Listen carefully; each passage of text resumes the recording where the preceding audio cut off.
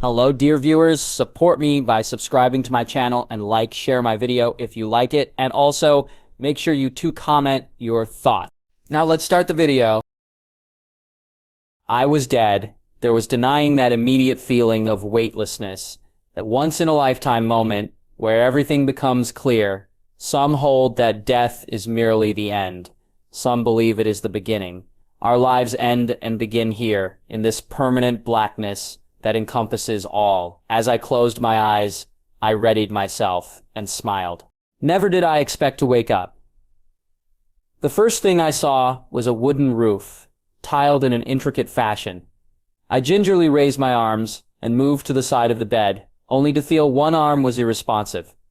My mouth yelped in surprise, but then they stuck. Those memories that were not my own. Memories of a life lived in service to Konohagakure, the village hidden in the leaves. A life of deceit, death, and blood, all in for the defense of his homeland. Hiruzen, Koharu, Homura, my teammates. The story of one man, one shinobi, which up till now I had believed to be naught but a tale of fiction.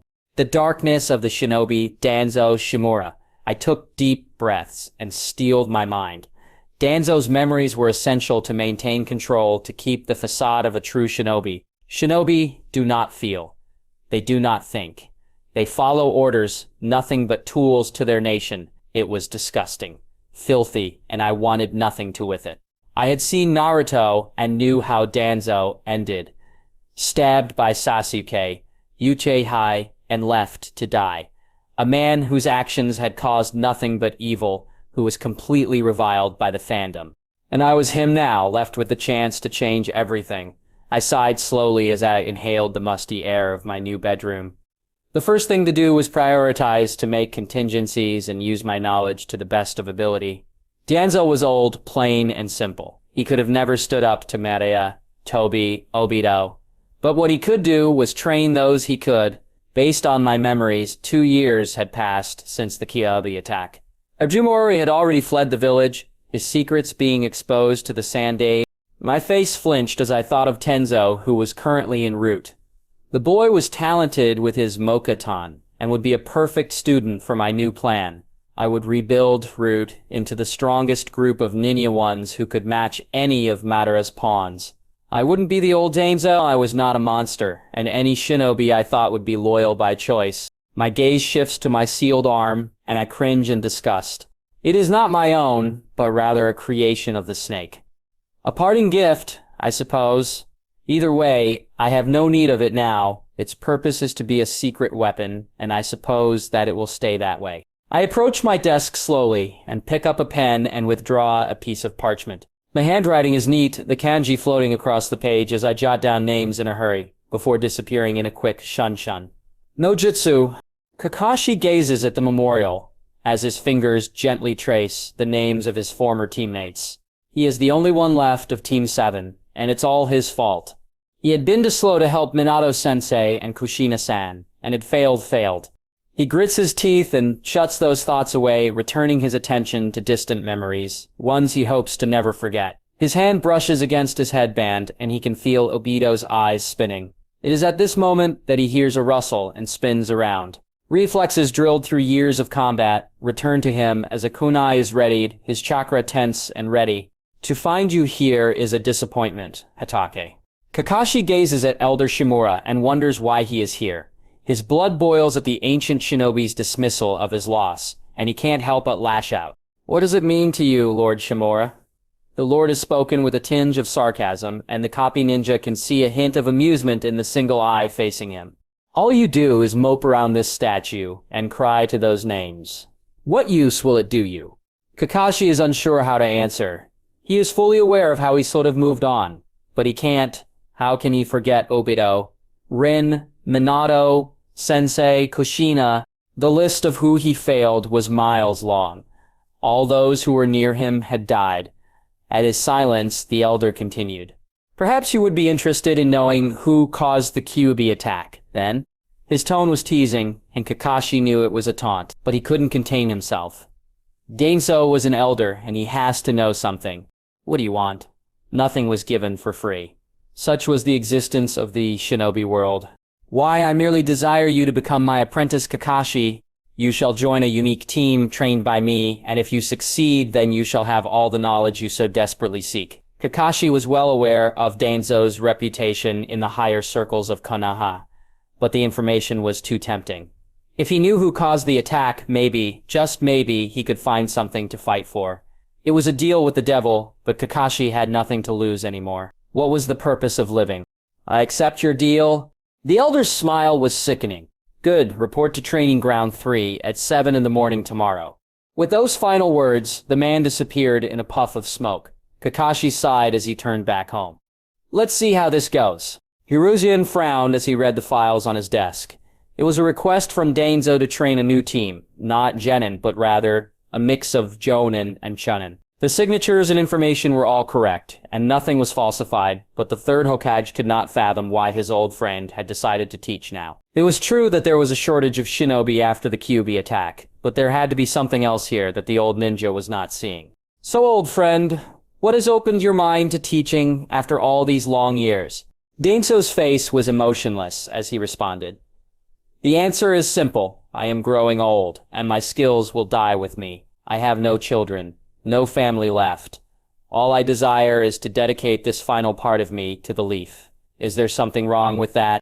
Hiruzen paused as he fingered his pipe.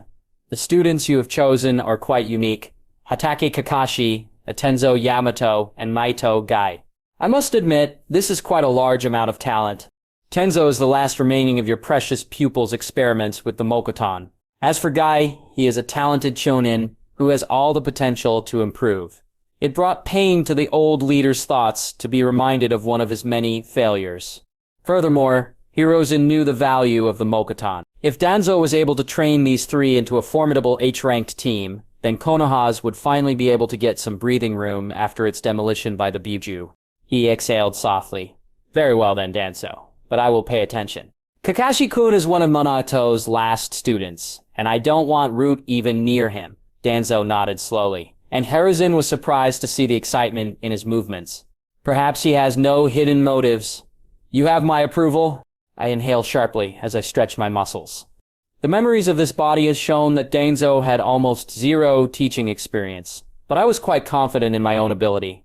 The three students were milling about in the open field, stretching and warming up. They appeared friendly with each other, which was a good start. It is good that you are warming up. I would not have given you any time myself. It is quite easy to take in their expressions. Kakashi is chatting to Tenzo and Gai. Hatake and Tenzo had already met at this point during Orochimaru's escape, and it was clear that the older boy considered Tenzo a comrade. I had allowed the former Root agent to go by his chosen name as a reward. Gatko was cheering along with his eternal rival, and I couldn't help but smile. That much enthusiasm was infectious, and I knew I had made a good call in picking the final member of my Genin squad. I chuckled slowly as I emerged from the shadows, using a low-level jinjutsu on the ground to appear out of thin air. You three have been chosen to be trained by me. I let those words sink in. The reputation of Danzo Shimura might be horrifying, but there is no doubt that he is a formidable shinobi. They quiet down, but I can see Gay is trying not to ask a question. Your goal is simple. Become the strongest shinobi in the world. This will not be like your Genin teams. I gaze at the forest around us and empty my mind. To be a shinobi is to endure, so allow me to test your strength. The first thoughts on Kakashi's mind when he meets his team is surprise. He had expected it to be composed of prodigies or Anbu Black Ops recruits, but instead it is Gai and Tenzo. While they are strong shinobi, he knows Danzo. Ever the planner, scheming in the shadows, what would he desire with the ever-upbeat Gai? When the elder reveals himself and rushes to attack, Kakashi is skeptical. He moves backwards, while motioning towards Gaines and Tenzo to regroup. Although the elder cannot use one of his arms, the copy ninja knows well that it could be illusion Elder Shimura was a teammate of the Sandame after all. He pushes up his headband, revealing his Sharingan as he readies himself. Futon, vacuum bullets. Kakashi flips out of the way of the bullets, drawing a kunai into the palm of his hand. He rushes forward to close the gap, confident in his taijutsu skill to be able to defeat the student of the Naidaime. His fist connects with Danzo's right arm, and his eyes widen as the entire body collapses into mud. A clone.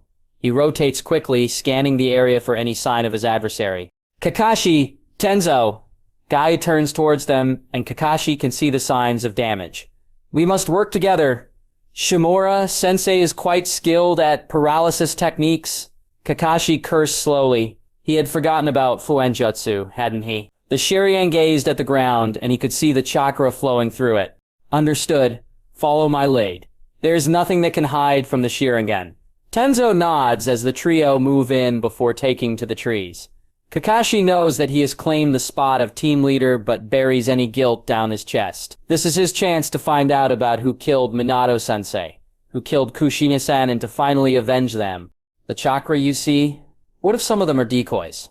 Fake seals? Yane's observations jolt Kakashi out of his reminiscence as he looks around. He wonders why Tenzo hasn't spoken yet. The seals are laid around, and he can't help but realize that the arena was prepared in advance. This is Danzo, not Minato or any other shinobi he had faced before. The whole forest has been rigged with those seals. Kakashi can feel the tenseness from the air and repositions himself to try to find Shimura. He turns towards Tenzo and frowns. The chakra is all wrong with him. Is it something to do with the Mokuton? It's surrounding him completely. Almost like a... Tenzo rushes towards him and Kakashi can see the single-handed hand seals forming. It was a henge. Rosier's... Gay launches a fierce kick towards Danzo, who reciprocates by leaping backwards. Kakashi can make out the seal where he was standing, and shoves his rival out of the way. Gay turns towards him, and Kakashi points towards the black script. Kakashi? We have to locate Tenzo, Kakashi curses slowly. How had he failed again? When had the Elder taken him? As he moves backwards, he replays the scene in his mind once more. Paralysis techniques. Leaping away, of course. Tenzo had not spoken when leaping away, meaning that Danzo had replaced him from the beginning. I think he was replaced at the beginning of the fight. We have to circle the forest. There's no telling where Tenzo could be. Guy frowned as well. This is not like any spar they had done with their Jinin teams. No, this is full-on tactical fighting. We'll have to make a plan. My eternal rival. The two back up once more, but then they hear chuckling. They see Danzo step out from the shadows with Tenzo in his free hand, a kunai to his throat. Foolish children. I did not tell you this was a spar. To be a shinobi is a game of life and death. He spat at the twosome. Either way, you have given me more than enough information. With a twist of his kunai, he slits Tenzo's throat. No. Kakashi screams. He knows that it could be a genjutsu, but nothing works.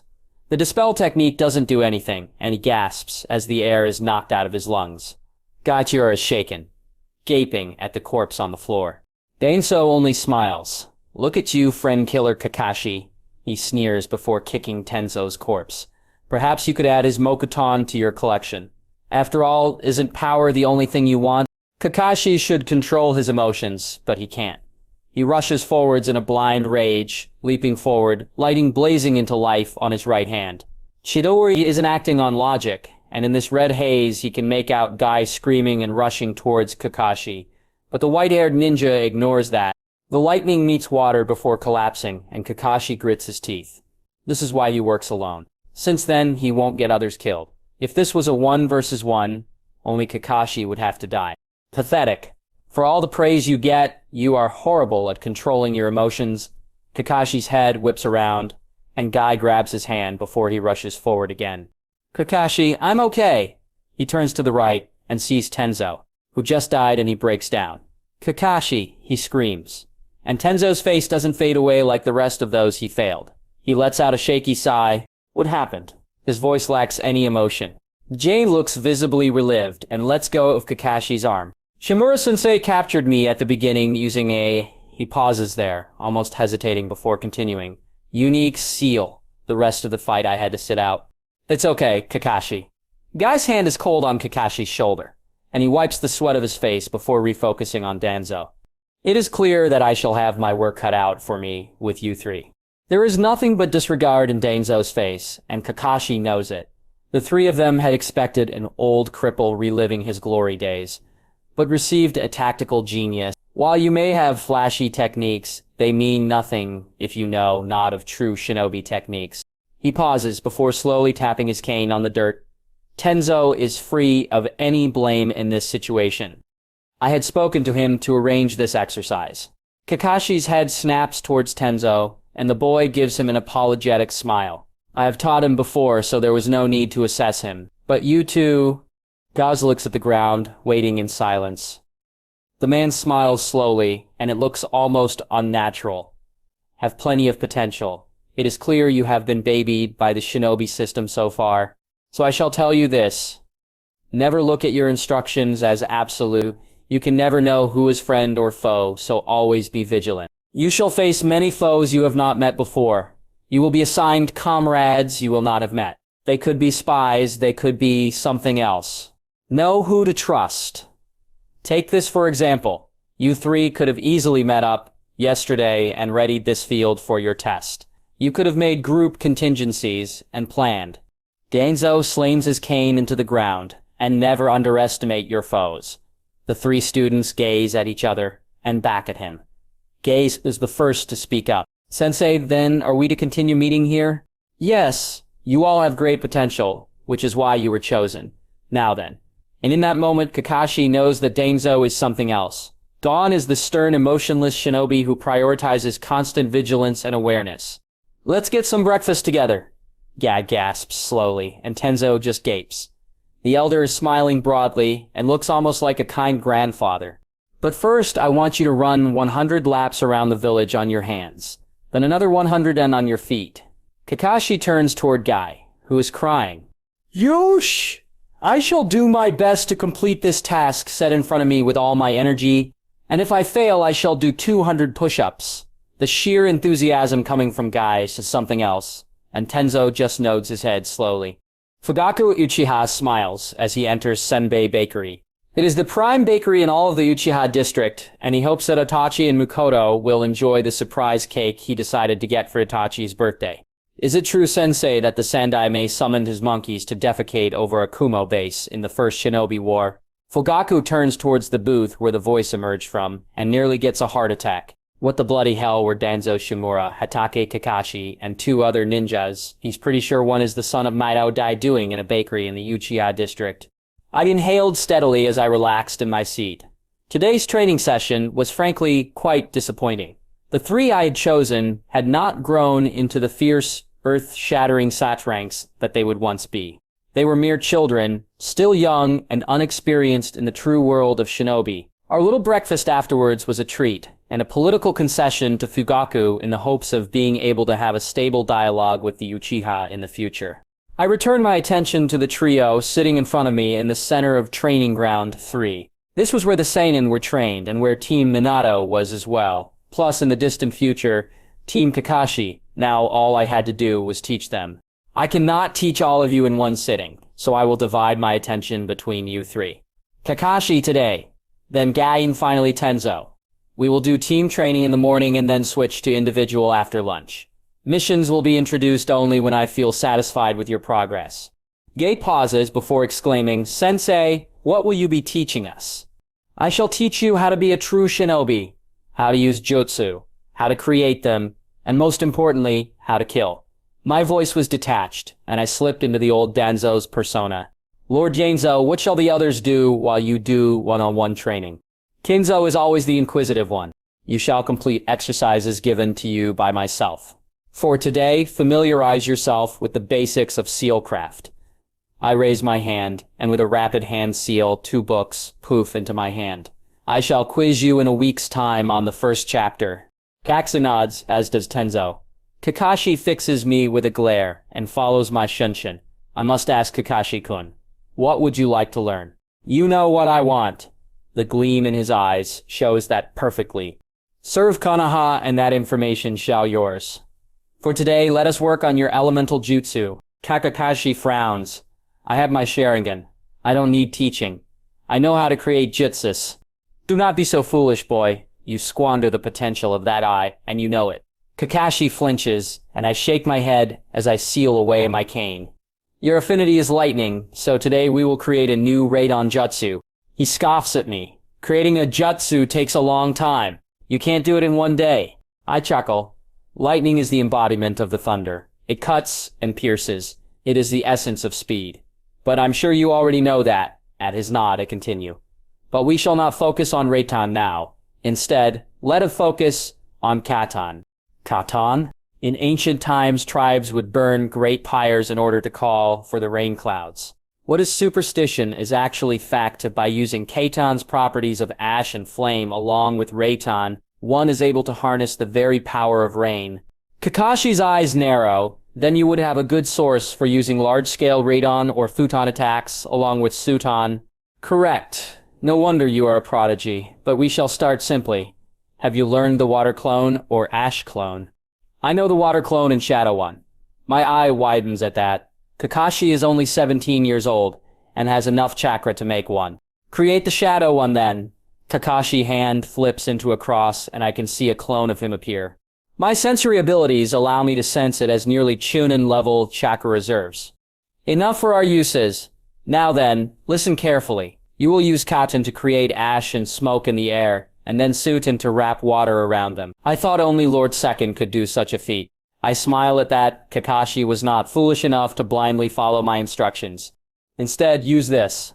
I hand him a three-pronged kunai, and take some pleasure in the way he flinches. What is this? He fingers it, before his hand hovers over the grip. Storage seals. Is it for the water? Correct once more. Your number one weakness are your low chakra reserves. Reserves which you will need to use for your Sharingan. You will launch this kunai using a radon chakra flow, and then your shadow clone will cast the Katan. Afterwards, the both of you must use Suton and radon to generate the lightning. I smile slowly before continuing. If you want to become better at this, I recommend training all of your elemental affinities and practicing one-handed seals. My hands then blitz through a cross. Keigi Bunshin, no jutsu, and a single clone appears next to me. Katen, great fireball, it declares, before I launch my own kunai into the air. The water is infused with some of my blood, allowing me to use my chakra around it to perform Sutan. This was a jutsu that I created today, before arriving here. Molding water around smoke using chakras and speed booster to form clouds.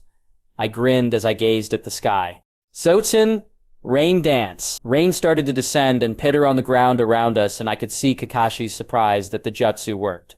The Nidamen was able to pull water out of the air, yes, but I too am able to do the same. Am I not? I watch Kakashi's dumbfounded face and can't help but grin inwardly. The expression fades away quickly, replaced with determination.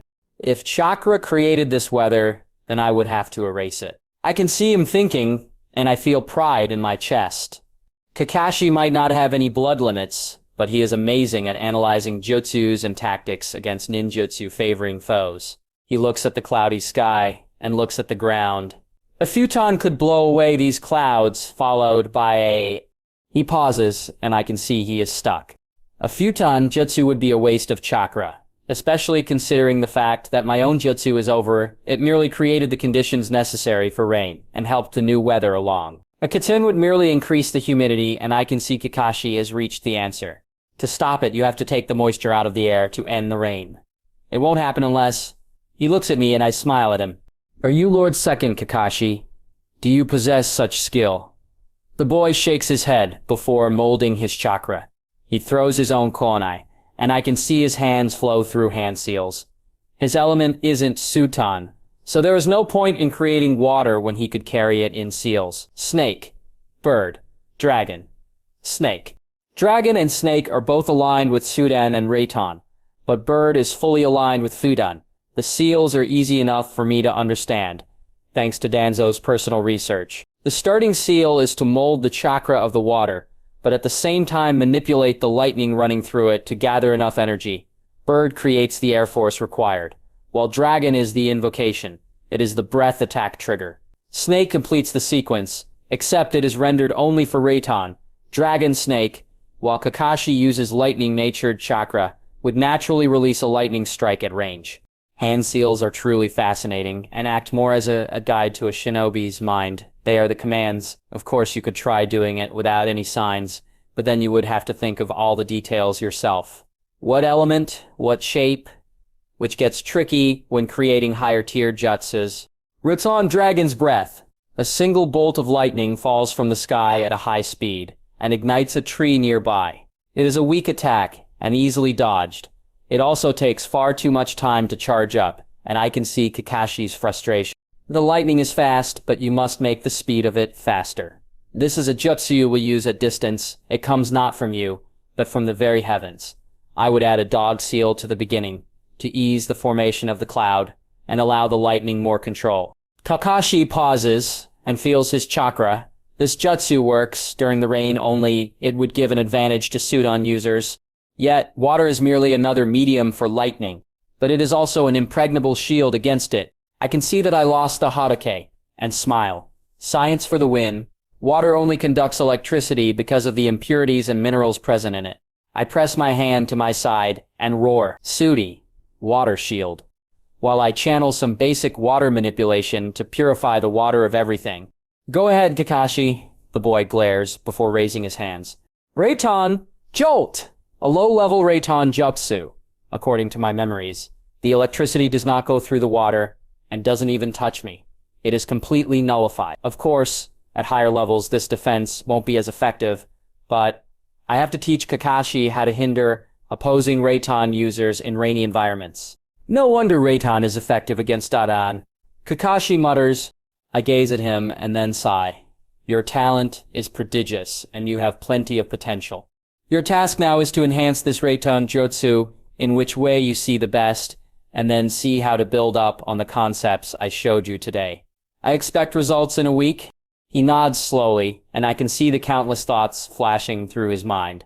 I enter the orphanage slowly and motion to the matron. She looks shocked to see me and lets me pass.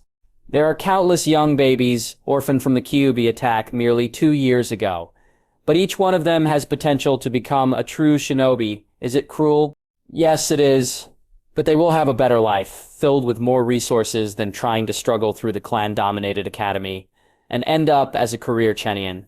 It is a cruel system, but such is the way of Konoha. Not everyone can be an A-ranked shinobi, and there simply is not enough resources for them all. The future of Root is in this room. A group of elite shinobi, adorned with a new name. I smirk as my eyes shift towards the new mask in my hand. The skull gazes back. It can be said that the world Kishimoto created was a hodgepodge of various influences. Indian, Chinese, Japanese. But one of the things that mattered most to me right now was the Hindu ideal of Dharma, which roughly means duty. Everyone is born into this world with a purpose. To work hard, to live, and to be happy. We all are part of this universal machine, each of our fates written by the God above who sees all. There is no purpose in weeping over the past, over crying for the future. Why should we, when our future is made in the stars? What matters now is the present. This very moment here and now. Forget your sins, your feelings, and submit to the flow of the universe. Be at peace with oneself. My breathing was steady, and I slowly rose. There was no moving forward if I did not accept who I was now. I was Danzo Shimura, and he was me. His fate might have been written, but mine was not his. I had been given a chance to follow my own duty, and by hell I was going to find a way to make this accursed world find some semblance of peace. My eyes shifted towards the page in front of me. It was written in English, preventing any interloper from deciphering it. Goals: remove Orochimaru, find way to create peace with Suna, and obtain Biju. Gain access to the Hokage post, Hatake Kakashi, or Tenzo. Keep Suna and Jiraiya from the village at all costs. Gain access to Naruto Uzumaki. Rebuild Root as an elite ninja force to rival the Akatsuki. I sighed as I stared at the goals. They were certainly ambitious, but I could not do any less. Jiraiya and Tsunade had too much political weight to challenge my bid for the Hokage seat, so they would have to stay far away. Right now, my major goal was to rebuild Root. It had to become faster, stronger, and more efficient. And I had figured out just the way. My footsteps were light as I exited my room and disappeared in a poof of smoke. With a flick of my kunai, the blood seals opened, allowing me access to Root's latest investment. Tall tubes filled with green water surrounded me, and within, faces gazed back, the babies from the orphanage, all treated to a new serum containing the blood of Hatake, along with that of a large amount of nutrients. Many of the subjects had recursive gene editing to blend their DNA together to create an elite fighting force. I did not care for blood limits. No, I wanted intelligence and rapid-growing agents that could last long. The Hatakes had always been prodigies, and I hoped that this batch did not disappoint. I could only imagine the reaction of the boy when he found out. Did I take pleasure in it? No, but this fate would be better than what many of these children would have. Here they would be given all the tools needed to become powerful shinobi, equal to that of the clans. I always hated the clan structure and the importance on them. Perhaps it was why I had taken Guy, Kakashi, and Tenzo on as students. My blood boiled as I thought of the Uchiha clan. It was hard to describe how much the original Danzo disliked them, and I still wasn't entirely sure why he hated them so much. Inwardly, I had my own suspicions. The Uchiha were arrogant, and intensely so. They lorded over the rest of Konoha, and most of their shinobi relied so heavily on their blood limit that they would be useless without it. At least, that was Danzo's perspective. He saw the Uchiha wasting their Sharingan, relying on it as a crutch instead of a tool. It was akin to an aim assist in modern terms. Even the more kinder clans were not spared from this form of elitism in Konoha. They would frequently receive promotions that orphans and civilian shinobi would be more qualified, all due to politics. This hierarchy endured to this day, and very few had defied it. One was Minato Namikaze, but he was long gone now. No wonder he had received the Hokage seat. He was the embodiment of the Konoha dream, the ideals of teamwork, family, and respect. These ideals were amusing, but inwardly I knew how hypocritical they were. What ideals can be found in the life of a shinobi? This piece of Konoha, its happiness had been bought by the blood of hundreds of innocents from the other nations. I would break this cycle of hatred and create a new era of peace, one built from the shadows and maintained by such. Naruto had proven such a thing was possible. All I needed to do was help him along the way. My eyes shifted back to the tanks, and I could some of the children look back at me. A small smile blossomed on my face. Using Fus Mind Transfer Jutsu and transferring select info on medical processes, genetics, and DNA splicing from Earth had been enough to give my personal medicmans a heart attack. To find out that most of their techniques could be replicated by machines, they had scrambled to combine the two very differing processes, chakra and technology.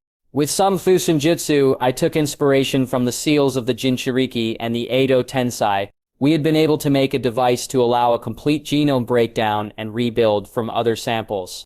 The process had a 27% mortality rate, but I ignored it. No one would remember these faceless orphans. They were nothing but a statistic to be noted in some file every cycle, and concealed behind walls of bureaucracy.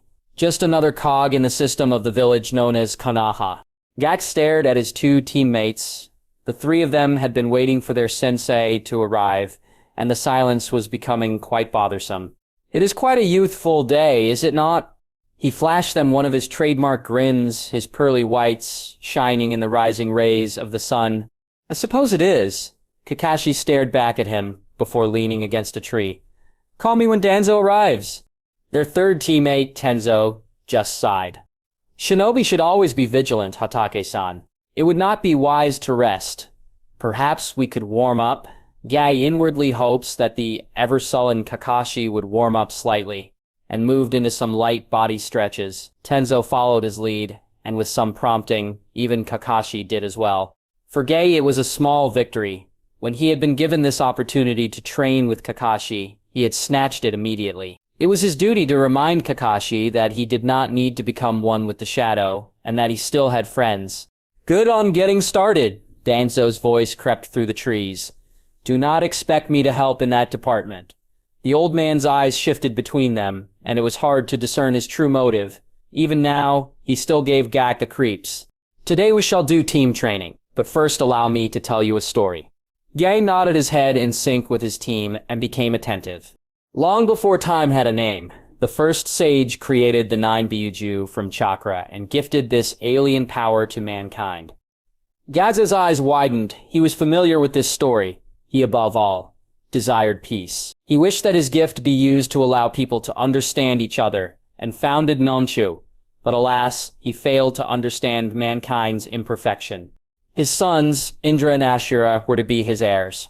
Indra was a prodigy, but easily swayed by power, while Ashura believed in the power of bonds and peace.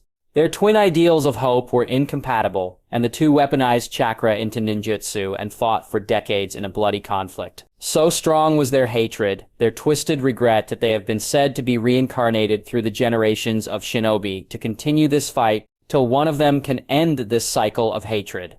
Our village was founded on this ideal that the cycle of hatred could be broken between Madara Uchiha and Hashirama Senju, but at the end the two brothers betrayed each other over what the way to peace was. Gei's eyes widened at the hidden message within Danzo's words, and to this day the shinobi world is locked in constant war. The elderly shinobi's gaze carried the weight of 1,000 years as he turned his eyes to them. We old men have performed hundreds of atrocities to allow you young ones to grow in the peace and light of the leaf untouched by the shadow. You all have known loss and sorrow, and I shall not ignore that.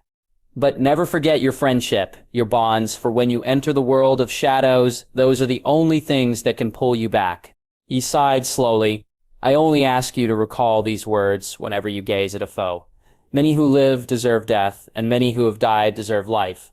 Who are we to judge their fate? Gei shuffled awkwardly as his thoughts turned to those he had killed. Being a shinobi meant to kill, but Danzo wanted them to think of it. To be a shinobi is to kill. But recall that each person has their own story. Your lost comrades, those who have died by your hand, they all are fighting for something. As Guy glanced to the side, he could see Kakashi's breathing was shaky. Kakashi Hatake, you are the last remaining member of Team Minato. Kakashi winced at that reminder. Yet you scorn your duty in favor of your sorrow, and wallow in it from day to night. What right do you have to judge me, Danzo? Kakashi's glare is murderous, and Guy readies himself to intervene. Do you know what's like to see them die in front of you? Do you? And Hatake roared at Danzo, releasing his killing intent madly. Danzo moved his hands into a ready position, but Danzo remained unbothered. We live and die as a warrior. There is no place for emotions on the battlefield. No place for hesitation, for regret. All we can do is act to uphold our sacred duty. Danzo's eyes were chips of ice, and Kakashi glared right back.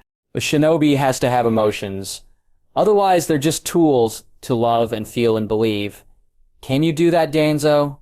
Could you ever call anyone your brother and cry over his corpse?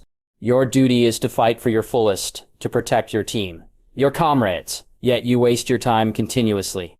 Can you not see your own hypocrisy? You are unable to move on to the future and remain shackled to ghosts long dead. Danzo's voice thundered like the heavens as he continued. Tell me, Hate, when you fight with this team, will your regrets bind you? Kakashi glared, but Danzo went on. Tell me then, what will you do? Will you get stronger and regain your will to live, or will you be devoured by the shadows? Tell me, Hatake, friend killer, they call you. How do I know you won't betray this team? No one fully knows the detail of Kanabi Bridge. All who were there are dead. At this moment, Kakashi has had enough. His gaze was wild and unfocused, and Guy could see the sheer horror in his eyes. He moved forward, trying to stop before his friend did something he would regret. But Kakashi was too fast, kunai in hand, as he rushed towards Danzo. You could never understand. His killing intent rocketed through the forest as he slashed widely. Danzo dodged most of the strikes, but paused mid-leap, letting Kakashi hit his chest. Kakashi's eyes unfocused as he rushed forward, and through the madness, Gei could make out Danzo's tired chuckle. All your rage does is make you sloppy. All that regret and fear dulls your blade and turns your heart to ash.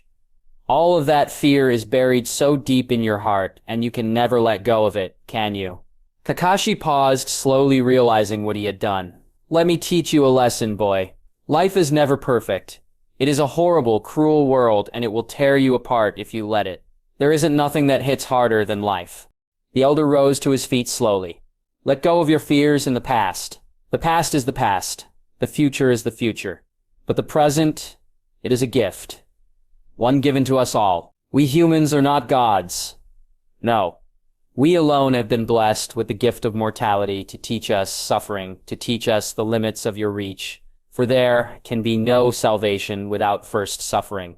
Remember your old team by their wishes, by their hopes. They would not want you to waste away here.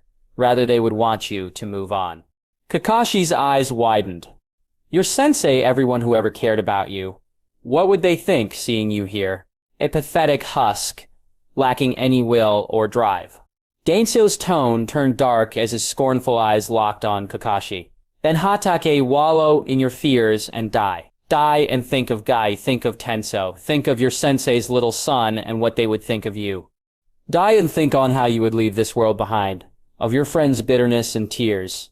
Die so filled with the past that you cannot even see the future in front of your eyes. Kakashi turns toward Guy, and Guy just gazes slowly at Kakashi. Kakashi, I joined this team because I wanted to help you, my friend. His tone is somber and lacks any of its usual enthusiasm. I did not want you to wallow in the past. I wanted you to move on, to look to the future. Danzo-sensei's words speak true. Please, Kakashi, don't walk down this path. Tenzo watches carefully before speaking. You taught me that a shinobi protects his friends. He smiles slowly. What kind of teammate would I be if let you die? The tears fall down on the three boys' faces as they embrace. You guys, Kakashi mumbles softly. He isn't used to hugs and is surprised by the speed in which Guy pulls the three together. We're a team, Kakashi. Guy grins at his teammates. No, his brothers. And we won't let such a tragedy befall you again. Tenzo nods his agreement, and Kakashi smiles underneath his mask. Gang continues. If I fail, I will run 100,000 laps around Konoha, using only my pinky. Kakashi sighs as he wipes his face. Guy, you don't have to... Nonsense. This is my ninja way. Tenzo watches and thinks of his own ideals. As he looks at Kakashi, he makes his decision. We're a team, and teammates don't leave each other behind. Isn't that right, Captain? Kakashi inhales sharply before sighing. I guess I have my hands full then. Well done. The trio turn their heads sharply and remember that Danzo was there the entire time. A proud smile is on his face, and he taps his cane into the ground. You are truly Shinobi of Konoha. They all will remember this moment for the rest of their lives. Kakashi's hand paused at the door. Why was he here? Why did he even try? He had failed before, failed to save them, their smiles, their hopes, their dreams. All he had done was stomp on them with his misguided beliefs of what a shinobi was. There was nothing left to live for, nothing in this mortal world that he wanted to see. Danzo was right. He had stopped living the moment Rin had died. After all, his world had been his quest to become a true shinobi, one who was not like the White Fang. Since the start, everyone near to him had died. There was no world that could contain him, for Kakashi could not understand the world. Friendship, bonds, faith. What use did they have in a cruel world? What was the purpose in such ideals? His dreams were haunted by their faces, by the past that had escaped him. His fears had taken feet and entrenched themselves so deep in his heart. He had turned away from the world he had left. His gaze shifted to the baby in the cot. Danzo had been strangely forthcoming with the information regarding Sensei's son, especially when the Sandy had classified it and barred Kakashi from seeing him. Not that Kakashi had cared, he had been neck-deep in Anbu and his own self-grief. Hey, Kakashi cringed as he looked at the blonde child. What was he supposed to say? I was your dad's student. The tears were flowing now, and Kakashi wiped his face slowly. The images of training, of Obito's pranks, of Minato-sensei had come into focus all of a sudden. The baby just laughed as he watched him. It was the laughter of a child, quiet gurgles and the like. Those were the only sounds that eclipsed the room. As Kakashi watched the child, he thought of Minato-sensei, who had been like a father to him. He wasn't sure what he could be for Naruto, and wished that Obito had been here instead. Obito would have picked up Naruto, would have smiled and laughed. It should have been Obito who lived, Obito who is so full of life and hope. But it was Kakashi. Jin, that is your name. The boy gazed at the tiny room he was in. He couldn't remember much. There was a tank and then a funny old man. He felt different, more alive now. He wasn't exactly sure what was going on, so he slowly got to his feet. White hair fell to his back as his hand brushed across the gray wall. Jin, that was who he was. His name. He had been in this room for the past few days, learning about some energy called chakra. He could hear footfalls and his eyes locked onto an old man covered with bandages. So you are Jin. The voice was scratchy, and Jin measured his options. Should he use chakra? Only 2 years old, and with such intelligence. Who are you? There was no emotion in Jin's voice, for he did not know what it was to be human. Come closer, child. Jin followed and could see a seat next to the old man. The man sat down, and Jin followed his instructions. Whatever was happening was new, which meant it was fun. Do you ever wonder why you were created? Jin shook his head. Such a concept was lost on him. The old man chuckled and turned his gaze towards Jin's pure blue eyes. Your eyes, they are so much like him. The boy wondered who him was, but decided it wouldn't be a proper question. Are you my father? What would make you think that? People have fathers, that's what the book says. They have emotions and all kinds of things that I don't have. You're the only guy who stayed long enough to talk to me. The other man was silent and appeared sad. Jin knew that was bad, but how was he supposed to make him happy? He was happy because he had someone to talk to, something new to learn. It's okay if you're sad, maybe we can learn something new together. The man broke down, and were those tears. Learn something new, he shook his head and looked back at Jen. Tell me, what do you think of your life? Are you content? It was a context that the boy could not fathom. He knew there was something beyond this world, but he didn't know what it was. Was he happy here or happy out learning? He frowned at those thoughts. He wanted to see the world to understand what it meant to be human. It was the simple question of his existence. You know how to speak, what mankind is, what our language is. You know everything but cannot feel anything. Jane just stared back at the man. What was he supposed to say? Would people get offended by the elder's words? In all the books he had been given, old people often had some wise words of wisdom, some new way to find a purpose. The other man sighed and put a hand on Jane's shoulder. The boy bristled and looked upwards. He could feel something being pushed into his hands, and looked down. It appeared to be chocolate. Go on, you may eat it. Jin bit into the brown treat, and could feel some sensation. It was better than that of the previous mush he had been given to eat. His lips moved upwards, and he found himself curious.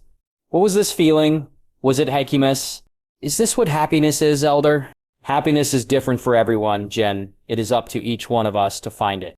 Jin frowned at those words. I don't know my purpose or my happiness yet. You still have time to learn it, Jin. You need not worry so much. What about you? What's your purpose, Elder? The man's lips curled upwards as he looked down at Jin. I try to make this world a better place. I guess I'm trying to be a hero. He chuckled and patted Jin on the back. A hero? Like the first Hawkeye? A hero doesn't have to be someone strong. A hero can be anyone, such as an old man giving some kindness to a lost boy. Not anyone. Jin's eyes furrowed as he thought over that statement. Can I be a hero? You can?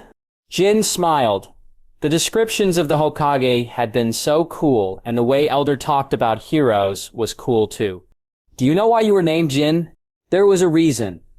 Jin wasn't sure what to say. Was his namesake some hero? He shook his head and looked back at Elder for an answer. Names have great importance, I suppose. But you don't need to worry about that. As for your desire to see the outside world, I suppose that can be arranged. Jin looked at everything he saw with awe. The world beyond his gray box was something fascinating.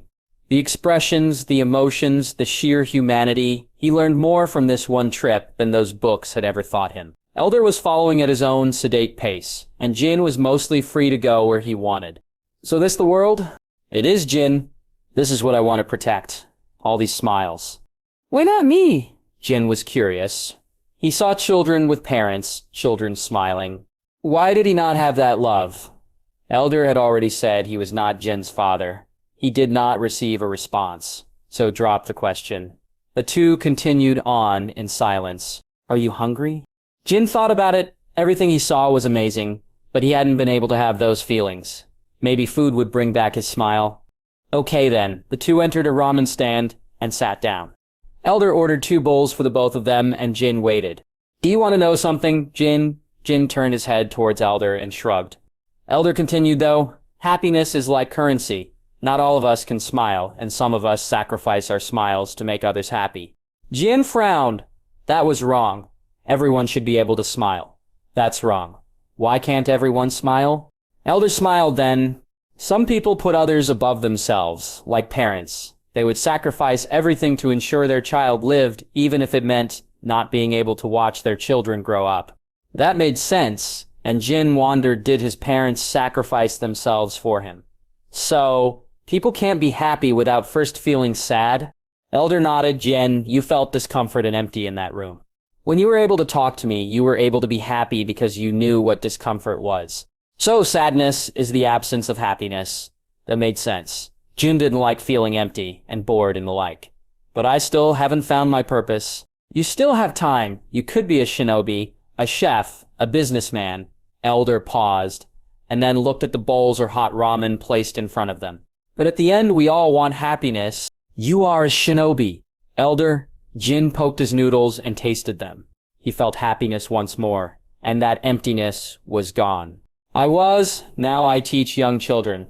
Elder had found his purpose in being a shinobi, and had spoken to Jin when no one else had.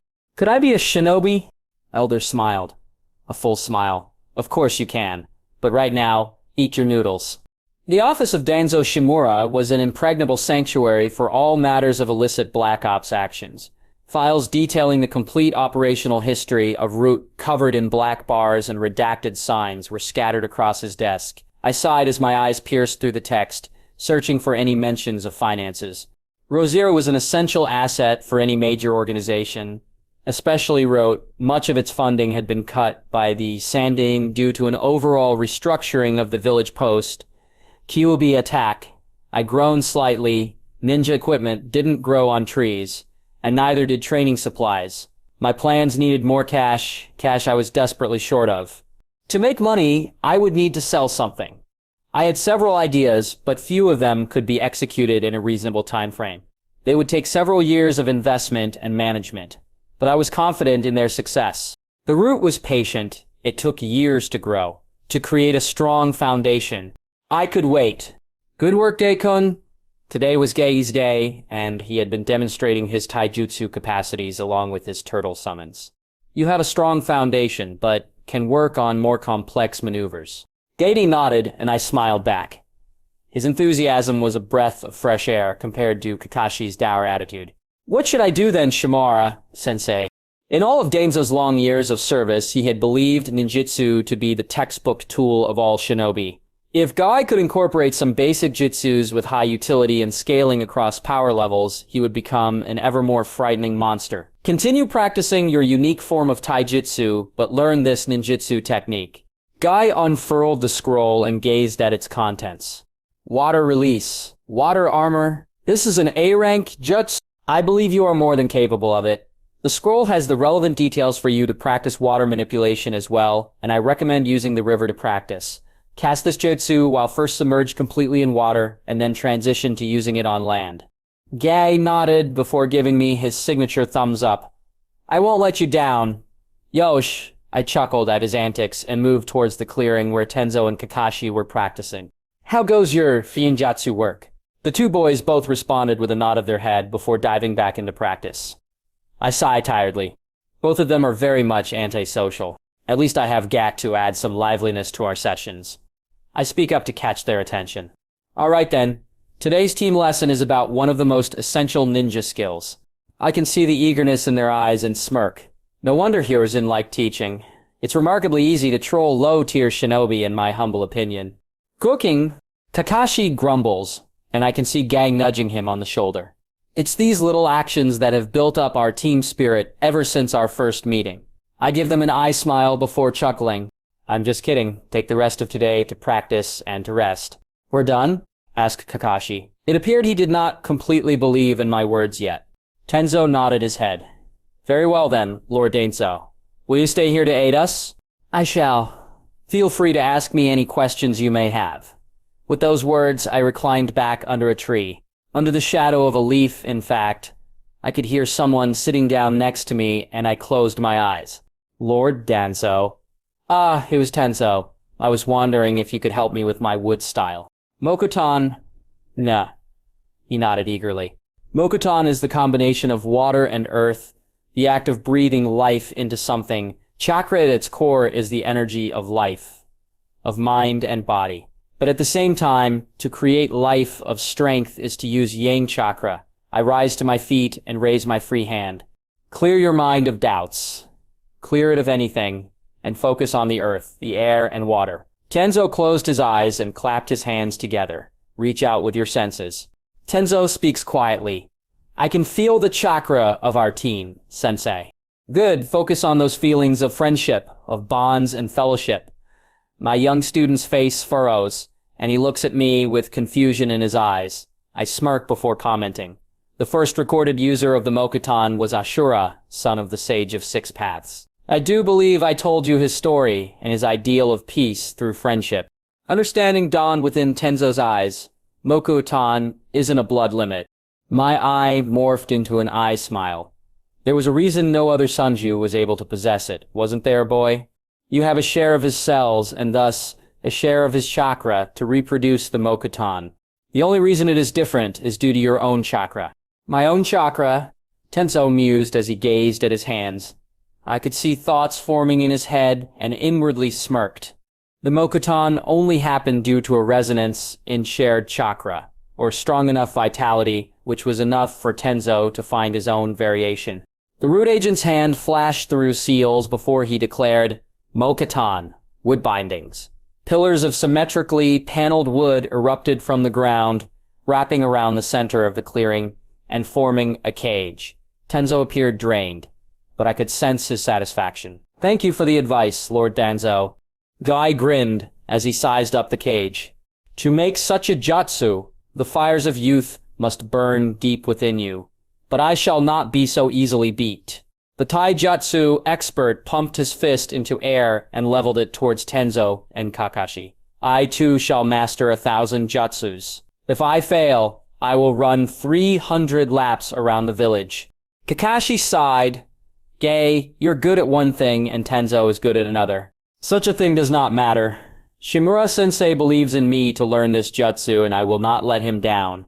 Tenzo returned to his meditation while Guy and Kakashi faced off. Kakashi looked at Gaia's smile and then spoke. Show me the scroll. I knew you had it in you, Kakashi. This is an A-rank water jutsu. I can show you some tricks for changing your element and shape manipulation. The two boys continued their chatter, while Tenzo resumed his sensory practice. We had been making good progress, and I had some ideas for their first mission. Jin grits his teeth as he blocked the next punch thrown his way. It was hard, being beaten from morning to night, to learn some katas. He didn't know why he had to learn them. The masked man had told him it was to become a shinobi. But Jin didn't know why. Being a shinobi meant getting hurt. I see you have been progressing with your studies, Jin-kun. The boy's eyes widened. He knew that voice. It was Elder. Elder, you came back? A soft chuckle was his response, and once more the man emerged from the shadows. I could not leave you here forever. Could I? With a wave of Elder's hand, Masked Man left. I don't like the training. It hurts. I thought you wanted to be a shinobi. Elder's eyes seemed almost judgmental, and Jin flinched. Does being a shinobi mean hurting? Jin wasn't sure what to expect from his question, but Elder burst into laughter. Boy! Jin winced as he could feel the mocking nature of the laughs. To be a shinobi is to hurt, for we are those who fight, and you cannot fight without first knowing pain.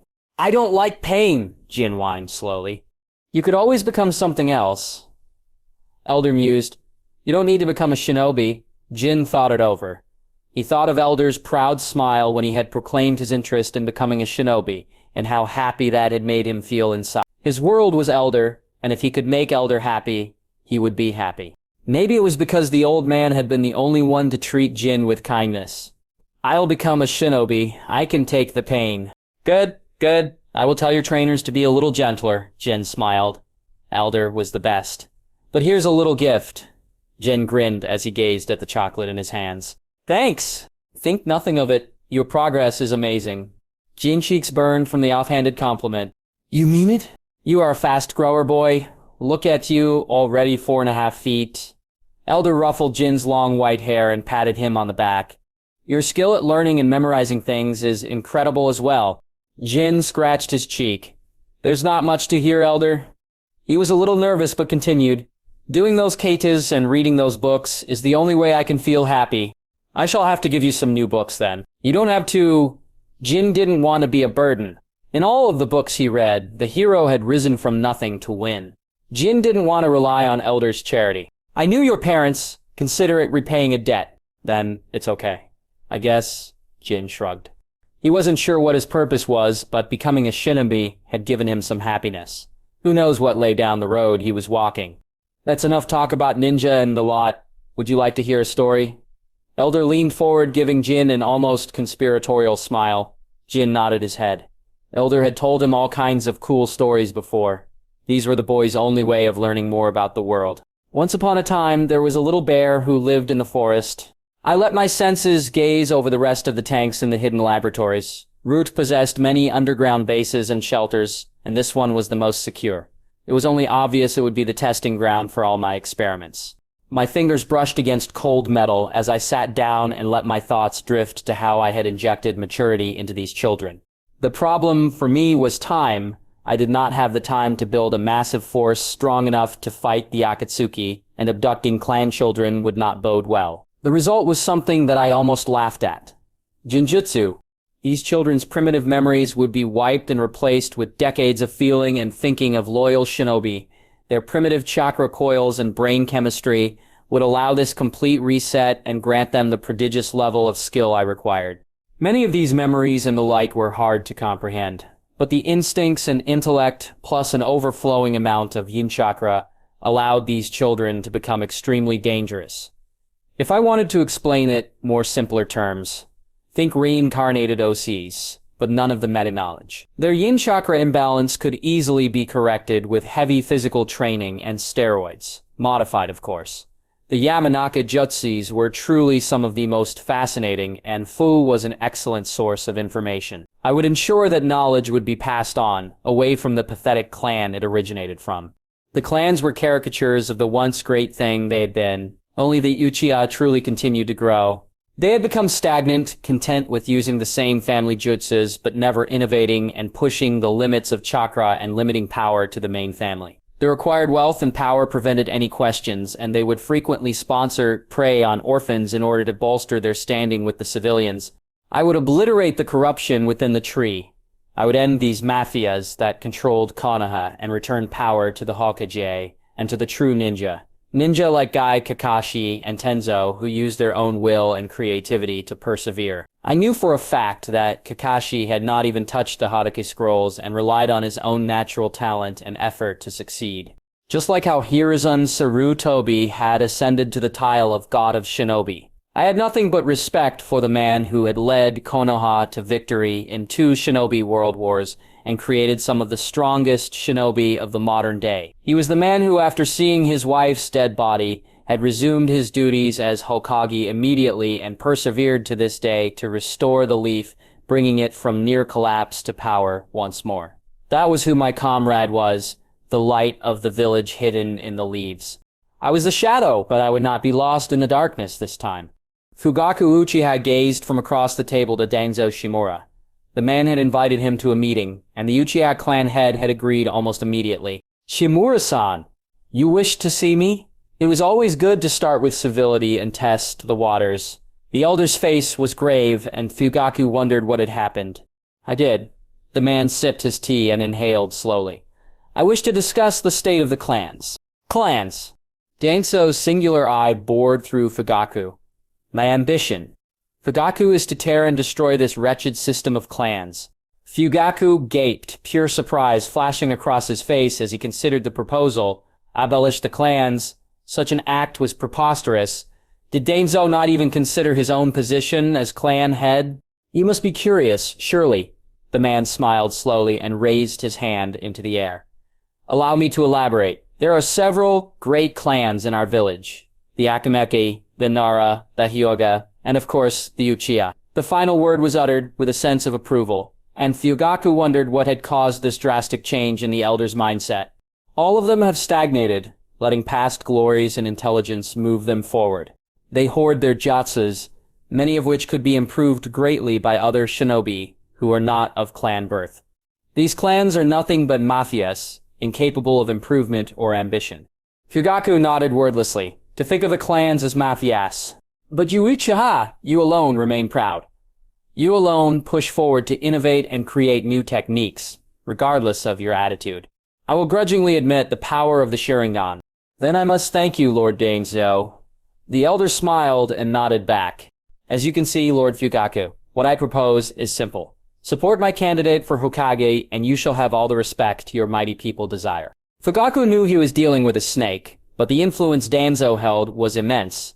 The clan needed an ally, and with an ally like Danzo, I wish for Hatake Kakashi to become Hokage, followed by your own son Itachi as a successor. A direct apprenticeship and guarantee of the post your clan has been denied all this time.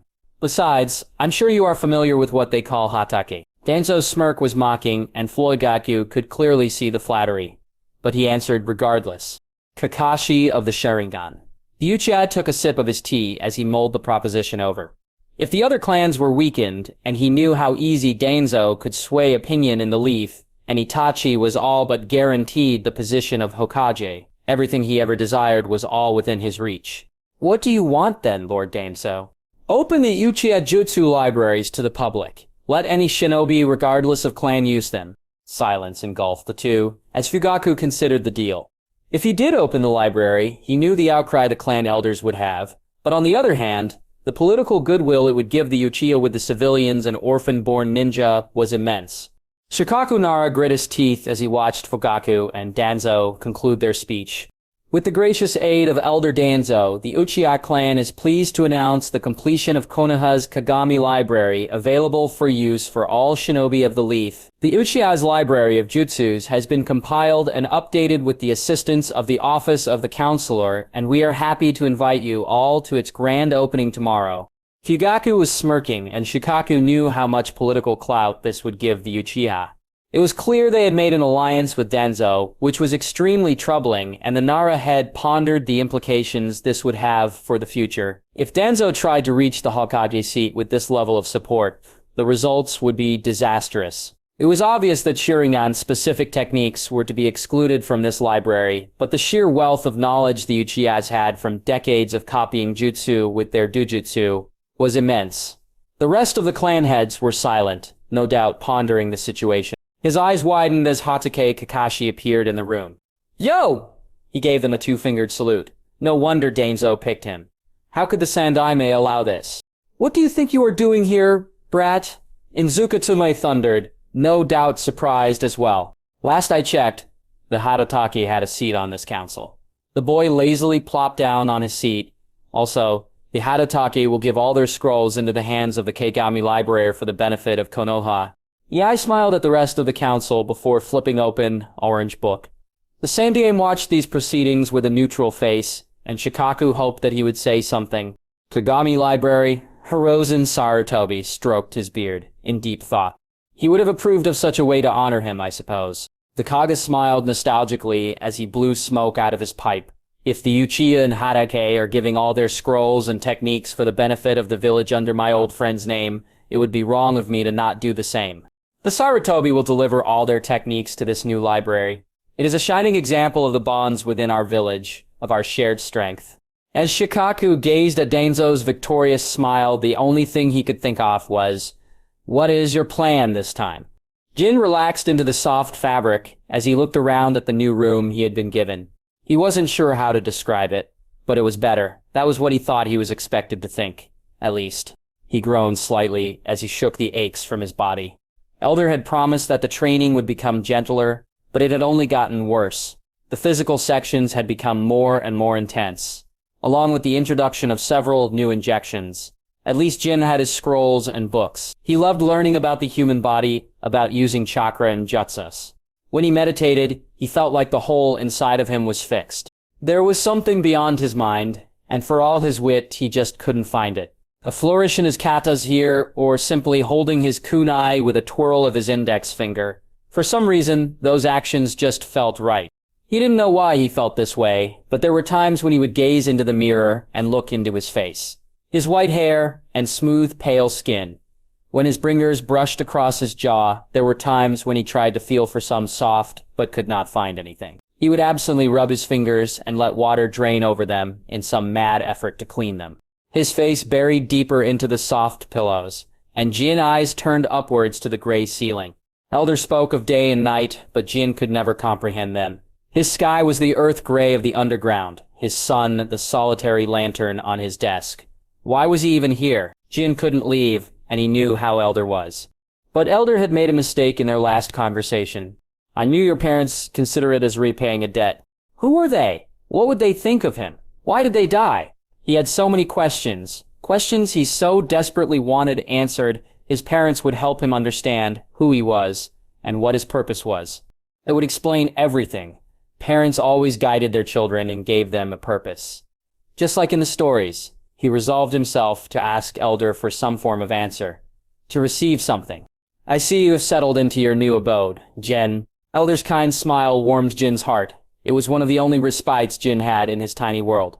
Jin nodded, and he could feel the questions rising up in his throat. Elder, I wanted to know... The boy paused, grasping the air with his palms, trying to summon some courage. Who my parents are. You said you knew them. Elder appeared surprised, if only for a second. Jin had always been observant. What else could he do by himself in his room for days on end? Elder sighed slowly. Your parents were shinobi who died to protect the leaf. So, his parents were shinobi. It was common for children to be like their parents, and Jin let out the breath he had been holding in. What were their names? Elder silently lifted up his hand, and a nostalgic smile appeared on his face. Your father's name was Suka Teg. He died in the Kyuubi deck. Jin felt numb when Elder spoke of his father's fate. He was shocked to feel wet pools bubbling in his eyes and dripping down on the fabric below him. It's all right to cry, child. Even though you might have never met him, his end and actions have passed on to you. Elder closed his eyes slowly and placed a comforting hand on Jin's shoulder. What did he want? What was his purpose? Jin looked at Elder with hope in his eyes. Elder looked at the floor before meeting Jin's gaze.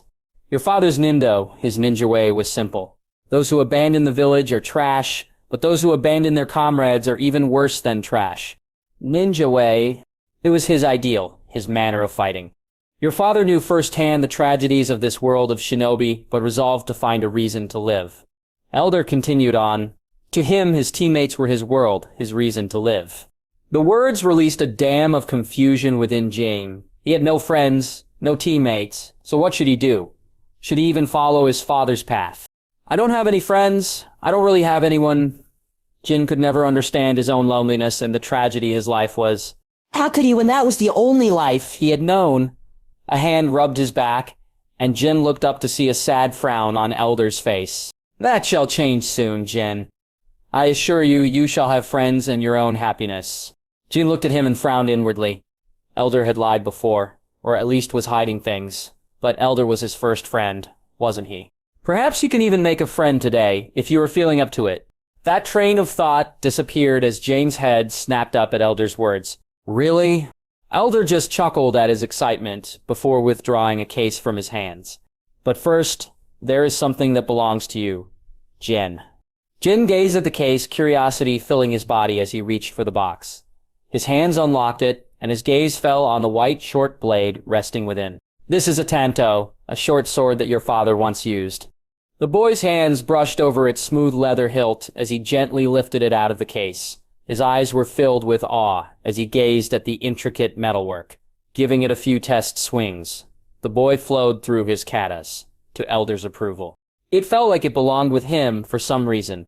On a whim, Jin pushed some chakra into the white saber, hoping to imitate some of the chakra flow techniques he had read about. To his surprise, the blade lit up, heavenly white light flooding the room. Even Elder was shocked, muttering, It works for you. Elder shook his head before smiling at Jin.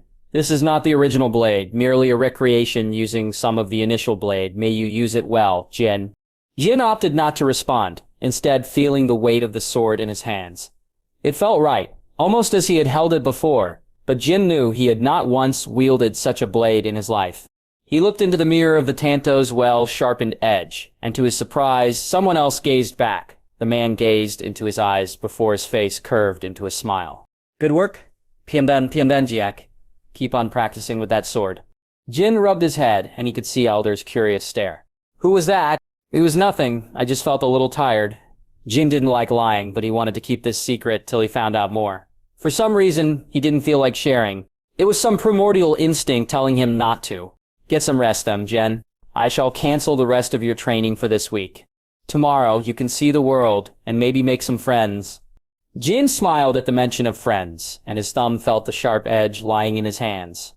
Dad, would you be proud of me? Okay, Elder. Hiruzen gazed at the Kagami library and couldn't help but let a smile form on his face. For the Uchiha to open their vast collection to the public, something drastic must have happened. Based on Fugaku's and Danzo's interactions during their announcement and the inauguration ceremony, it appeared that the library was built on mutual acknowledgement, not any underhanded methods. The Uchiha had become distrusted following the Kyuubi attack, but such a monumental occasion had melted away those fears. The Sandeme has already heard the cheers of the good old Uchiha, and of how they were Konoha's pride. He nodded at the various shinobi who were already making use of the faculties and thought of Kagami. Kagami would have been overjoyed at the sight of so many shinobi, of different clans and origins coming together for the leaf. He had seen his old teammate's grandson at the ceremony, where his family was awarded a seat of honor, and Danzo had publicly acknowledged the young prodigy's skill. However, the reaction of the other clans did not escape Hiruzen's mind. They had complained about it, calling it preposterous, and that it caused an imbalance of power in Konoha. The old Kage didn't have the patience to deal with such petty complaints, and promptly dismissed them. Even Shikaku and Inuichi had been suspicious, pointing to dubious motives regarding Danzo's involvement. Hiruzen knew well of Danzo's activities in the shadows, but believed in his old friend. Danzo was not lost in the darkness, and Hiruzen knew it. His interactions with the young Hitake showed it, along with the way he had trained his team. Danzo had even boasted to Hiruzen about how the boy would become the Godame, and wasn't that a sight? He frequently would speak about Geinin Tenzo, calling them superior to the Suinin and true shinobi. Hiruzen wasn't a fool and knew that Danzo genuinely cared for his students. Becoming a teacher, no doubt, had left a much-needed positive impact on the old shinobi. Perhaps he could even leave the Hokage's seat behind and finally have the retirement he desired so much. Today will be your first test, I said, while watching the three shinobi in front of me. They remained listening and attentive, just as I had drilled them to be. Today we shall discover if you have what it takes to go to the next level, to reach a new limit of power. My head moves downwards as I bow to them and tap my cane into the ground. The three shinobi rise slowly, before shifting into ready stances. Kakashi exchanges glances with the other two, who nod back. In this moment, they all are prepared. That conviction in their eyes after enduring the hellish training I put them through these past 3 months. I couldn't be prouder. Start! Kakashi blitzes forward while Guy leaps backward, firing off a barrage of shuriken toward me. Tenzo disappears in a swirl of leaves. I block Kakashi's first strike and withdraw a kunai from my robes. Wind chakra coats it, elongating the short blade into a deadly razor of compressed air. I bring it down on Kakashi, who substitutes with a log. As the wood is torn to pieces, Guy intervenes, crashing into me with nunchucks in hand. His movements are elegant and precise, and I can see the improvement since our first battle. As he pushes me back, I can see the layer of water coating the edges of Gakusei's weapon of choice. He spins around, before declaring, Su-Tan, spiraling tornado. Bubbles ripple around him, and I can see the water flowing from a kunai lodged into the ground nearby. Good work, Kakashi. I rush backwards but can make out Tenzo perched on a tree nearby. He throws another kunai into the air, as his hands blitz through the necessary hand seals, Shippuden, rain dance. Guy relentlessly advances, each one of his spins pulling more and more water from the falling rain. With each step, he is adding more reach and power, and his nunchucks have become almost whip-like. My instincts suddenly scream at me, and I roll to the side to see lightning fall from the heavens. In my moment of hesitation, our team's Taijutsu specialist has already returned, slamming into my guard. I make use of my wind razor to parry, but Guy clearly has an advantage, shifting my weight downwards. I launch the kunai towards Guy, halting him before disappearing in a swirl of leaves. My rapid body flicker brings me to another open clearing some distance away, where I steady myself. Futen, vacuum bullets. The wind rushes towards Guy, but with a poof of smoke, Tenzo is in his place instead, hands touching the ground. Tenzo roars, Doton! Earth wall. The slab of earth blocks the initial strike before being obliterated. Tenzo is already long gone, and then I feel the rumbling underground. With a burst of chakra, Kakashi rips out of the ground, Chidori chirping as he lunges forward. I smirk at him as his body crashes into a seal I had lain for just this occasion, while my own hand becomes coated in wind chakra. Futen, vacuum cutter. The shock in his eyes is barely hidden, After all, I can make my own techniques. This one was inspired by the Chidori, except for the introduction of Wind Chakra. It is B rank at best, but serves a purpose for the sheer fright factor. As I rush forward, Kakashi dissolves into mud, and I can feel a pulse of chakra in the earth once more. Roaring tree roots rise upwards, and I rapidly reposition my body to dodge the wooden stakes. They surpassed my every expectation. My feet land swiftly on a branch when Guy descends, bathed in green light. He had finally opened the second gate. I stagger backwards, barely dodging the whiplash from his attacks. My knowledge of cursed seals is the only thing keeping me in this fight without unsealing my Sharingan arm, as they allow me to stagger Guy. However, due to the sheer density of his chakra and brain receptors, he can overpower them with pure chakra. With me at distance, Gain's hands flash through hand seals. Suten, water armor. The rain pours around him, encasing him in a case of pure water. My eyes can see Kakashi making hand seals behind Guy, and a trickle of earth falling away from the armor. I grin at Gad as I unleash explosive tag on the branch I was standing on before, once more, body flickering. But when I land, lightning strikes come crashing down at rapid speed. Kakashi has clearly improved the previous jutsu, and he appears now, kunai in hand. He throws it, and I can see the telltale chirping. With my free hand, my hands move swiftly. I was the student of the Naide, and there was plenty of water around. Suten, water wall. The kunai frizzles out on the newly summoned wall, and Guy bursts through it right towards me. He and I return to a battle of taijutsu, and I'm clearly outclassed. He pushes forward before making a hand seal with his right hand and throwing a punch with his left. Suton! River punch! I gasp as the air is knocked out of me with the continuous flow of water, but pull off a quick substitution to get back. The water, on the other hand, has landed in front of me, and only now do I understand their plan.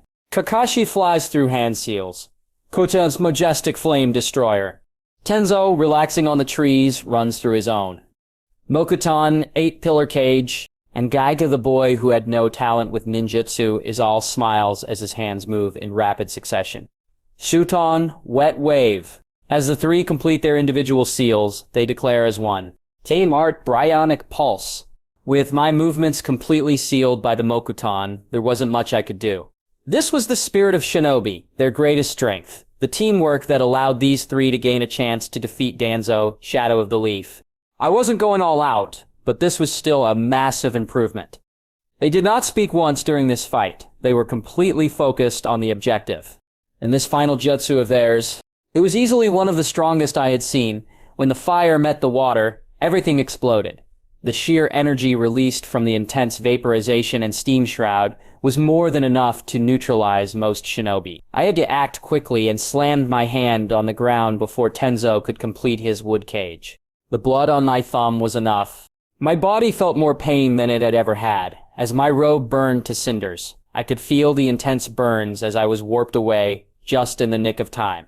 I promptly collapsed in the purple realm I ended in, as my eyes refocused. I took note of the Sharingan gazing back at me. Next time I would have to be less arrogant when fighting those little monsters. Shimura, you finally came back!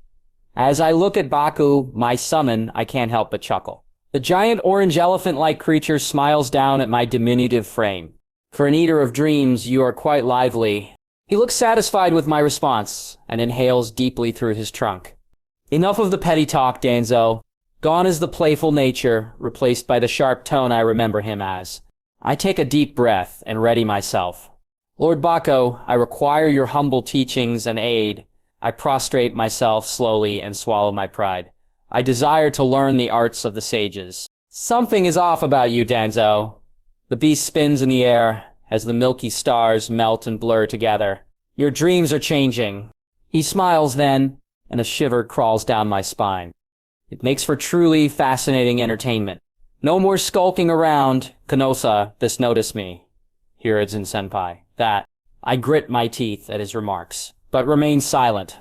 This is no mere summon. Baku is a monster. There was a reason Danzo had only used him as a disposable summon. Baku is the eater of dreams. So when manifested in the physical form, he takes a shell, depending on the summoner. By learning his jutsu, You are forced to work with him rather than enslaving him, because that's what Danzo would do, which of course would be a liability for Canon Danzo. But if I worked with him, I could rival even the Buju, for Baku was ancient, regardless of his attitude. My personal suspicion was that he existed a long time before the Otsutsuki. Lord Baku, you exist to devour the nightmares of the people, so I shall give you my own. I tell him of Kaguya, my other world, and who I am. I tell him my goal and what I desire. At the end, he looks deep in thought. So, you have changed. This dream you speak of, my nerves are tense, and I wait, praying that he agrees to help me. It is beautiful, a world without chakra, a world where the Baku can rule supreme. He grins down at me, but his tone turns somber. For a lost dreamer like you to meet me, I fidget slowly. It is only fate. You and I are not so different. I can see clearly now, your dream. His yellow eyes bore into my soul, and I saw it. My dreams, my memories flow in front of me. Riding my bike, playing catch with my old man, graduating high school, getting a job, and then dying. That blackness. And at the end, I can see the future. Kakashi is sitting at the Hokage desk, with Tenzo chuckling next to him. Guy is running down the street, with Lee following. Jin relaxes on the mountain, and Naruto cheers as he pumps his fist into the air. Me and Aruzin watch from the river we played at as children. This dream is beautiful. Never forget it, Danzo, or whatever your name is. You desire the power to make it a reality. I can only nod my head. Baku looks oddly serious, almost as if he is measuring me up. I only give my contract to those who have interesting dreams. He pauses in his observations as he studies me. Your dream, your hypocrisy was amusing, but it got old quick. But to see this new passion, this nightmare you fear, as I look into Baku's eyes, I see the one emotion I never thought to see, compassion. To wake up and keep moving forward, to try to change this world, even though it is not your own. To you, this is not, but a fantasy. And to my shock, I can understand. The world of ninja, of shinobi is not Baku's. To him, a being that exists outside of our plane of reality, it is not, but a dream he glimpses when called. Very well then. Let us two dreamers change this reality. I shall call you when the time is right. That's my old name. I look at Baku and smile. Thank you. He nods, and then my world spins. I'm gone once more. Back to the dark. All dreamers must wake. That is the truth of our world. Kakashi isn't sure what happens after they launch their finishing move, but Danzo is nowhere in sight. He exchanges glances with Tenzo and Guy, and the three remain vigilant. Their first lesson is not so easily forgotten, even though at the back of their heads there is the fear that they killed the old man. But Kakashi knows Danzo, despite his gruff exterior, the man has a heart of gold. Every day Kakashi got to visit Naruto. He would remember that, and at Guy's urging he had even started thinking about adoption. Minato-sensei had been a father to him, and he wondered what he could be to little Naruto. When he had told the elder, the man has expressed his full support of the endeavor and promised to talk to the Hokage. He had forgotten about revenge. What purpose would it bring? If he died, who would be there for Naruto? What would Kusanagi and Minato-sensei say about him? And at the end, he knew Danzo wouldn't die. Those who abandon the mission are trash, but those who abandon their comrades are even worse than trash. And when Lord Danzo reappears in a poof of smoke, clothing burnt but still in good shape, Kakashi smiles. Gei rushes forwards, and a Chidori forms in his own hands. Wood pillars rise from the ground, and Danzo's eyes snap back into reality. Game over. He had won before, but he had been too slow. Sensei, and Danzo stares at the impeding attack and closes his eyes. He smiles at them and raises his fist. Kakashi wonders if he is lost in a dream. Well done. Danzo taps his cane into the floor before appearing lost in his own nostalgia. You all have impressed me.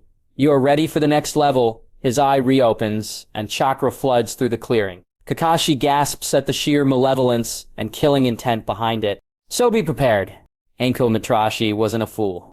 She knew why she had been denied a promotion, why she remained a special giant despite all her efforts. That feeling, that curse, would always remain on her neck. A brand? Her superiors would smile at her, but they would whisper in hushed tones behind her back. Snake, are you sure you want to choose her? There was no sadness. There was only anger. and a deepest resentment against the system that had created her. She had nowhere else to turn, and her friends could only support her for so long. But that was when she received a request to join a new branch of ninja led by the reclusive Elder Shimura. She had heard the rumors about how that man worked with the snake. But she had too, hadn't she? She had fallen for his witty act, for his happy smile. So she would give this a try, for there was nothing left. The wise man Aesop attributed to the snake many stories, but perhaps the one of the laborer and the snake is the most fitting. Once a snake bit and killed a man's son. The distraught father readied his axe and attacked the snake. Alas, he was too slow and could only manage to sever its tail. So fearful of retribution was he that he offered the viper a tribute. The serpent responded, "For whenever I see you, I shall remember the loss of my tail. And whenever you see me, you will be thinking of the death of your son." All the young girl could do was keep moving forward. For what defines a shinobi most, than to endure? The masked boy paused before delivering the killing blow. His target was simply a merchant who had gotten too successful for his own good and attracted the envy of a richer man. The white saber in his hands pulsed, and he looked towards his shaking hands. What had this man done to deserve such a fate? Shouldn't he be able to smile too? This wasn't the first time he had killed. The blade fell, and blood stained his hands. He had too much blood on his hands. No amount of water could wash them away. Wash away those he killed. His father had said his comrades were his lifeblood, hadn't he? Complete the mission. As nightmares filled his sleep, the boy lost himself further and further. Lightning ensnared his path, filling his dreams. A true shinobi follows the rules. The mission always comes first. He wanted to scream, to say that was wrong, but how could he? For the child always finished the mission. The old man would smile and praise him. What's the purpose of all this, Elder? Peace is created by victors. Hatred is born to protect love. To create a better world. The boy could not understand, for his book said something else. His soul roared in response, and he earned countless titles from Elder. All of them were meaningless, except one. Jin take. And when he gazed at a map and spoke to the people of the villages he glimpsed, the boy learned the truth of his ideals. There would be no world where everyone could smile as long as there was shinobi. His father had died with a smile to protect him, hadn't he? The White Fang was a hero. He massaged his left eye. Elder had taught him well. Perhaps too well, for he had learned the convenient truth. Only the strong can enforce their ideals. And he was far from that level. He gave some road to the kids at the orphanage. Elder had allowed him to visit it with a somber smile. "I'm going to become the Hokage." The children all laughed, but Jin paused. Caxley. When the boy sat by himself, Jin approached him. "Who are you?" The boy sniffled as he sat by himself. "A shinobi." The boy's eyes light up like brilliant sapphires, and Jin wonders where he has seen that smile before. "Can you teach me, Mr. Pretty Please?" He can't refuse now, can he? He teaches the boy some of the basics and offers him some pointers. The white-haired knight doesn't know why the boy is so isolated, but he recalls his own youth. Only Elder had given him a hand. If he can be there for the blonde boy, maybe he can make another friend. Maybe together they can bring peace to this world of shinobi. But that's a long time away. Yesterday is history, tomorrow is a mystery, but today is a gift. That is why they call it the present. Jin. "My name's Naruto Uzumaki, future Hokage." Jin smiles. That phantom pain hurts even more now, and he wonders why a tear falls from his eye. How funny! It's his left. Maybe he can be Elder too. When Tenzo first meets Kakashi and Guy, he's surprised. No more hiding in the shadows. He can use Mokutan in front of the world now. Lord Gainso is surprisingly kind to him. Think of your friends, of your bonds. He is happy that he has them now. Now he can share his story and his roots. Kakashi and Gai wince, but look no less surprised. "You'll always be our amazing junior, Tenzo." And when Gai gives him a blinding smile, Tenzo can feel his walls breaking down. Being in the light is good, but he hasn't forgotten the shadow. When he meets Jin, he knows something is up. He does his best to help the lost boy, and they become friends as well. They aren't the closest, but Tenzo is happy. His junior isn't lost. When Jin confesses to liking ice cream, Tenzo gets some for him.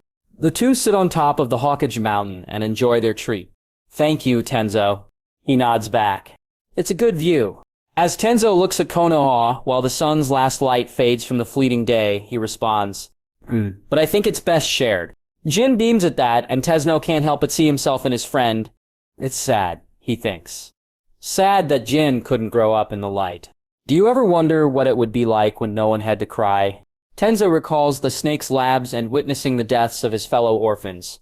What had been made from wanton death. Had it been worth it? It would be a kinder world. Jin responds quietly, placing his dry popsicle stick on the ground. Do you think it's possible? I think it is. Small acts of kindness, the little things, they were what truly mattered. When Kakashi would offer him some of his novels, Tenzo wasn't disgusted. He was shocked that someone would give them to him. His whole life had been just a number, a tool to be used by Danzo. So when he met Jin, he vowed to help the boy live the life he hadn't been able to. The sun set over the hidden leaf. Shisui grinned as he ran up the stairs to the Kagami library. It had expanded massively now, propelled by donations from countless shinobi, mostly who were clanless or orphans. Training arenas surrounded it, and it stood at an imposing 4 stories. Come on, guys. As his eyes turned back, he could see Kaido and Shiro, his new teammates and friends, panting at the bottom of the stairs. Give us a break, Shisui. Kaito smiled at him, and Shiro chuckled. You must be really eager. Huh, Squirt. Shiro grinned as he ruffled Shitsui's hair. The black-gray-haired boy opened the doors leading inside. The blonde-haired Kaito paused at the entrance before glancing at Shisui. Can you keep up with me? The Uchiha had to laugh at that. His reputation as the Uchiha prodigy hadn't stopped Kaito and Shiro from befriending him when they were put on a team together. But Shiro and Kaito had befriended him, and the trio had been inseparable since. He remembered the death of his previous friends and grimaced. There was no way he was going to let these two die. It was hard to believe that the Uchiha were isolated from the rest of the village just a few months ago based on these interactions, but Shisui knew better. It was all thanks to this library, this symbol of the village's bonds. His thoughts were interrupted by Kaito's hand dragging him towards the arenas. Thinking of getting beat, he couldn't stop the cocky grin appearing on his face. Shiro just laughs at that remark, but they are stopped by a tall old man. He gives him a kind smile, and Shisui grins back. So eager to learn, are we now? Was skipping the academy not enough? Kaito smirks before commenting. We're just teaching Shisui some adult things, Lord Danzo. Things a kid of his age won't know, skipping ahead. Shisui blushes at the insulation, and Shiro, ever oblivious, comments. You should see his fan club. There are so many girls lining up for him of all kinds of ages. I wished I had that luck. Elder Shimura chuckles. Do not let this old man stop you, then. He stops slowly before turning around and leaning in towards them. The 3 students' eyes widen at Danzo's words. When the Sandaime was young, he was quite popular with the ladies. There is a reason he is called the Old Monkey even now. The Baku was no fool. He had existed for hundreds, no thousands of years. There were few humans who took his interest ever since those outsiders arrived. When he first had met Danzo, the now elderly man had been a whelp who had lost himself in the world of dreams. It was surprising that a human had such strong desire to meet the Eater after all these years. So, when the two spoke, Baku gave him his contract on a whim. Danzo would offer him some respite from his boredom. But the boy was distrusting and used him as little more than a glorified vacuum. And as time passed, Danzo started to wake up. Their connection became weaker and weaker. It was only a matter of time before even a child faced the reality of the world. Baku was a little bit disappointed that Danzo had turned into such a machine. The man was no dreamer, preferring cold logic than vivid emotion. He supposed that it was the nature of the world of shinobi. But when Danzo had been able to return to the dream world, Baku was shocked. For Danzo to swallow his pride and tell him the truth, the yokai was impressed. But most importantly, Danzo was like a child once more. To look past the reality of our world and turn to dreams, no matter how impossible. Was that not the essence of mankind? To see what this boy had achieved, no to see what mankind had accomplished in this alternate world. It was something worth fighting for.